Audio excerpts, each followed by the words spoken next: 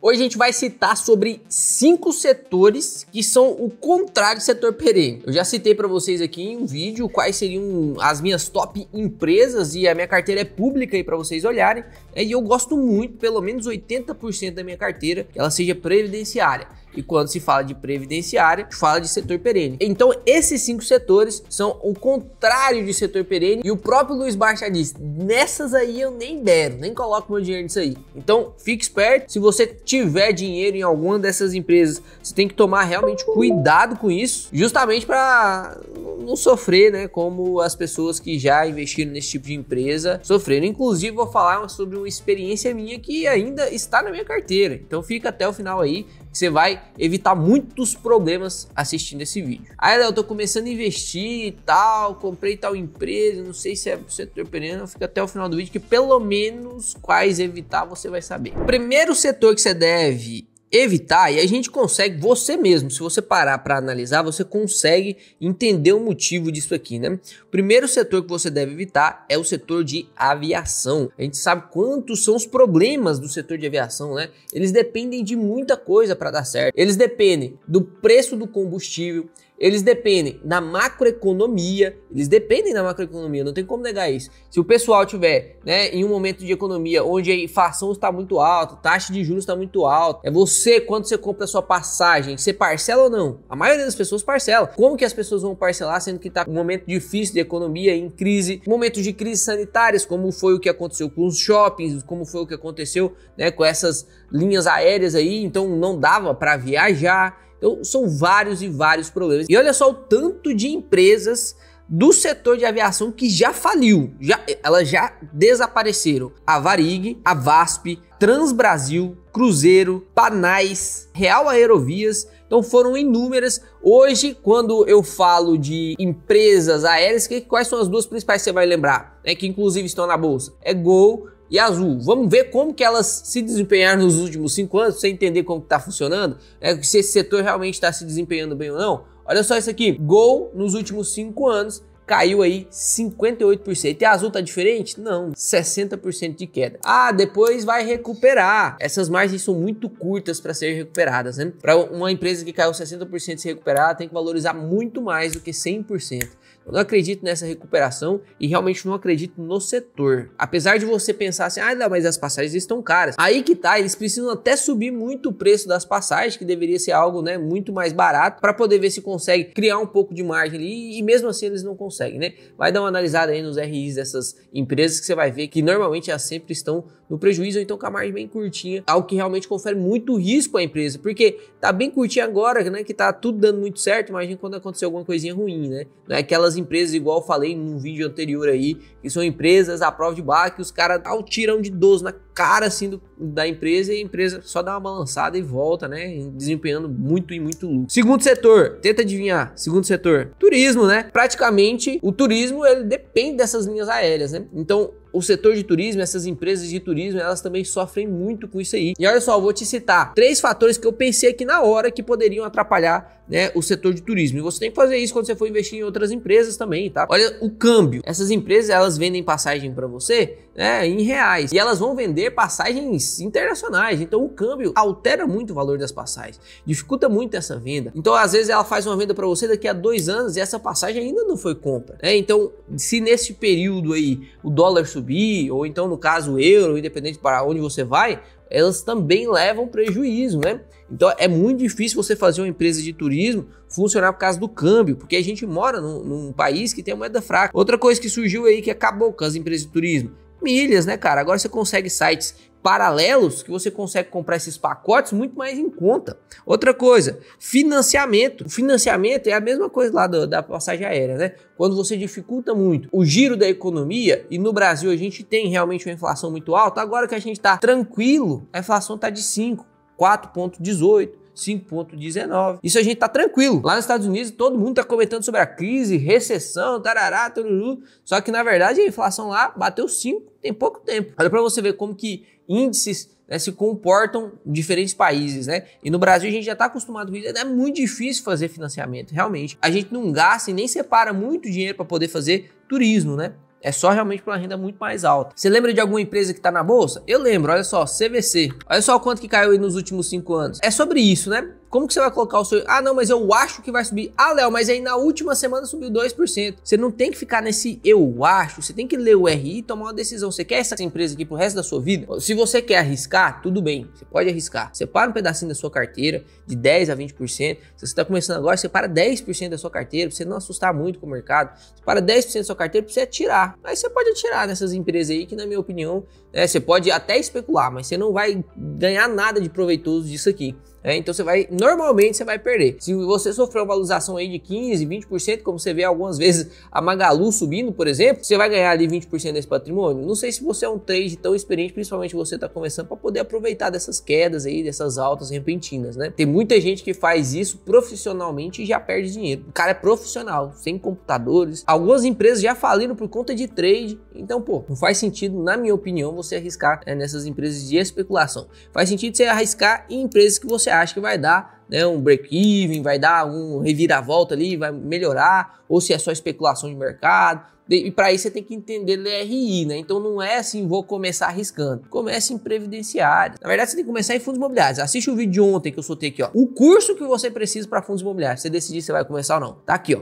Então você assiste lá. E aí, depois que você começou em fundos imobiliários, comece em ações previdenciárias para você ficar recebendo dividendos. Depois você começa a arriscar. Aí você pode arriscar até mais. Na geração de dividendos, eu vou te ensinar opções. Então você pode arriscar até mais, fazer 3% ao mês de dividendo sintético. Mas aí você precisa ter um conhecimento básico, né? Como que você vai construir um prédio se você não tem nenhum alicerce? E aqui eu vou te mostrar, ó. Por conta de um evento único, que realmente foi algo que atrapalhou o mundo inteiro, então não é uma coisa simples, mas que pode acontecer, tanto que aconteceu. Olha só o quanto de empresas de turismo que faliram. Mais de 50 mil empresas de turismo por conta da nossa crise sanitária que tivemos aí no mundo, né? Enquanto isso, Taesa estava te pagando dividendo. Olha lá no histórico. Enquanto isso, o Banco do Brasil aumentou seu lucro.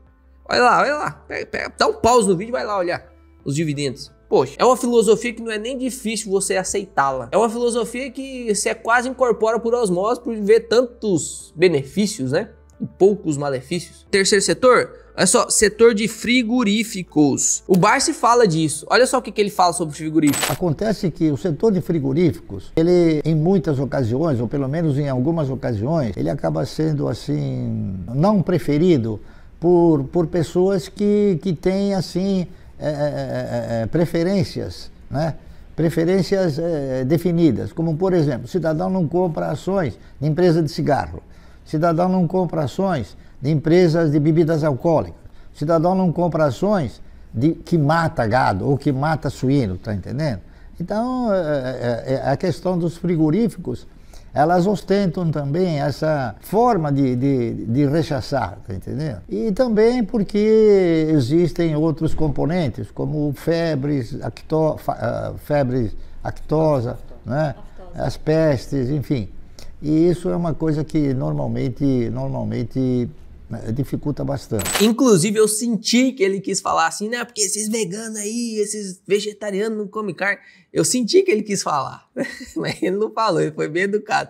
Então, eu vou ser educado aqui também, tá? É porque tem gente que não gosta de comer carne, pô. Essas pessoas que não gostam de comer carne, elas gostam de energia? Essas pessoas que não gostam de comer carne, elas tomam banho? Eu acho que sim, né? Essas pessoas que não gostam de comer carne, elas usam telefone? Elas usam internet? Então você começa a perceber o que é o setor perene e qual que é a força disso, né? Não tem preferência. Todo mundo precisa. É utilidade pública, não é preferência. Ah, não, eu prefiro não tomar banho. Beleza. Tudo bem, mas é raro isso, né? Exceto o meu irmão, normalmente o bichinho toma banho uns 4 a cada 4 dias. Ele mora lá no Paraná, Sanepar, não deve ganhar muito dinheiro com ele não. Quando de água dele deve ser uns 20 pila por mês. E olha só, frigorífico normalmente tem grandes oportunidades. Vou te mostrar uma empresa aqui que está na minha carteira, olha só. E é frigorífico, Marfrig. Marfrig é um baita frigorífico aí. Quando eu entrei, esperava muito dessa empresa. Inclusive, se eu adicionar aqui o yield on cost dessa empresa na minha carteira, olha só, Marfrig tá 7,63. Não é uma empresa que me pagou pouco não, é uma empresa que pagou bastante. Então ela não é uma empresa arriscada porque ela não paga dividendos. Não, ela paga dividendos bons, né? Por que ela é uma empresa arriscada? Por todos aqueles sinais que o Luiz Barsi falou, né? Eu confesso que quando eu entrei, estava olhando muito pela oportunidade e não esperava que ia ter aquele negócio da vaca louca ali em Paraná, ou no Pará, se eu não me engano. Teve esse evento que fez a empresa cair. Teve o evento da China que começou a não importar mais, né, carne, que pode acontecer também, como por exemplo, né, na construção civil, mas é uma empresa realmente sensível, por isso que tá na minha parte de oportunidade. E depois que ela fez algumas vendas para JBS, eu pensei realmente em sair da empresa. Ela deu uma recuperada, né? Pode ver aqui que ela subiu de R$6 para R$9, né? 9,9 aqui nesse último mês, depois dos resultados. Então foi os resultados bons, né? Não quer dizer que a empresa é ruim por causa disso, é uma empresa arriscada. E aí você decide se você vai investir nela ou não. O Luiz Barsi não gosta, né? Inclusive, se eu vender Marfrig, eu vou avisá-los, tá? Eu vou avisá-los. Vocês vão acompanhar todas as minhas movimentações aí. Principalmente os membros vão ser avisados em tempo real. Ó, fiz tal operação, papapá.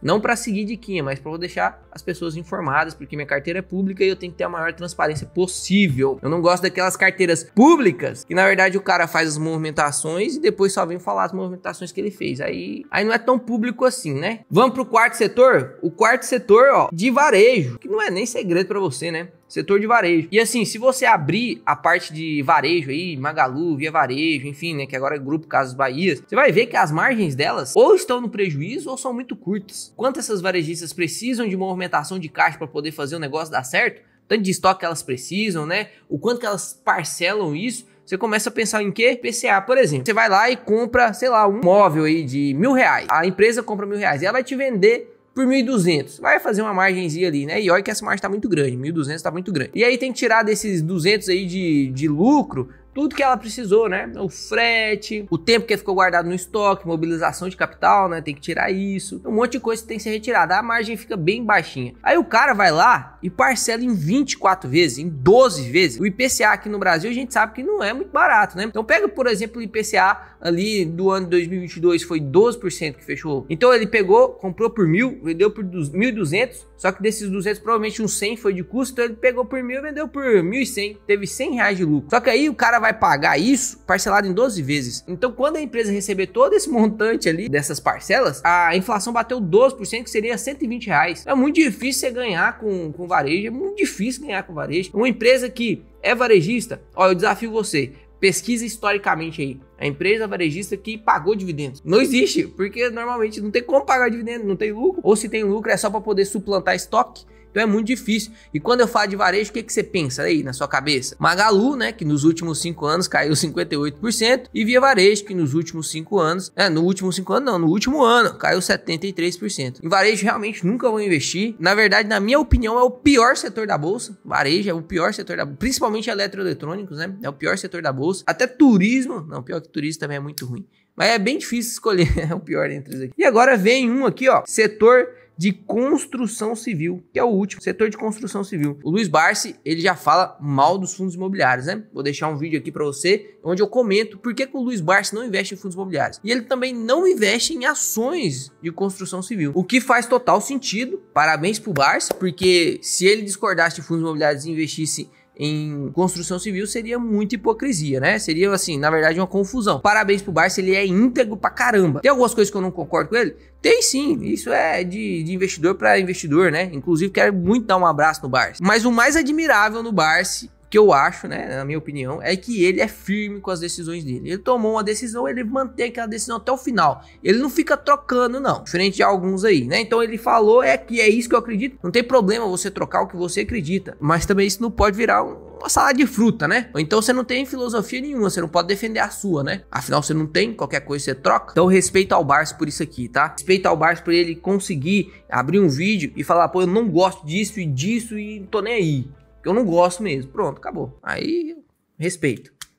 E ele merece, né? 4 bilhões na bolsa. O setor de construção, confesso pra você, principalmente empresas, é muito difícil, porque elas giram através de dívidas. Elas pegam emprestado pra fazer construção, financia a construção, já começa a vender na planta, e aí nem sempre vai conseguir vender, nem sempre vai conseguir terminar o prédio. Então, são muitos empecilhos que as empresas de construção possuem, né? Inclusive, olha só o que aconteceu lá na China. As grandes empresas construtoras estão falindo. A Evergrande entrou em recuperação judicial e agora teve uma outra muito grande, me esqueci o nome aqui agora, que tá falindo também. Então é um setor que realmente é difícil de você fazer, né? Dar certo. Não que ele seja ruim, tá? Não entenda isso. Não que ele seja ruim. É igual frigorífico. Não é que ele é ruim, é que é muito arriscado. Então você tem que colocar na sua carteira dentro da parcela de risco. Eu invisto em setores de construção? Não invisto. Não invisto em setores de construção. Eu prefiro expor a minha carteira no setor imobiliário dentro dos fundos imobiliários, né? Então eu não exponho a minha carteira no setor imobiliário em ações e fundos imobiliários. Tanto que em fundos imobiliários, os fundos imobiliários que têm ações do setor imobiliário ou são de desenvolvimento, que é esse tipo de negócio que foi construindo para vender, pega emprestar para construir para vender, que tem mais chance de dar ruim, esses eu não gosto mesmo.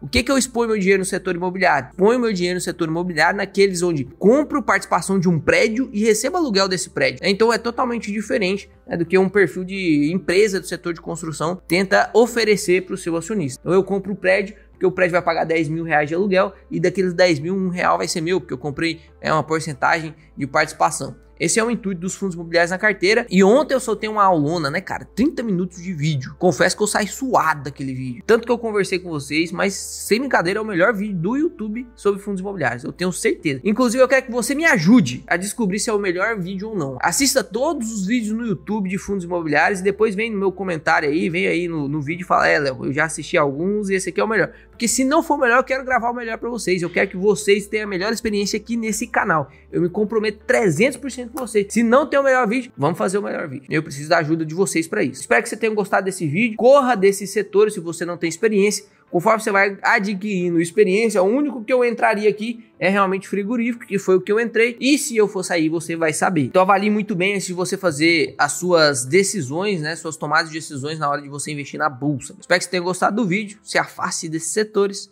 Até o próximo vídeo. Fique com Deus.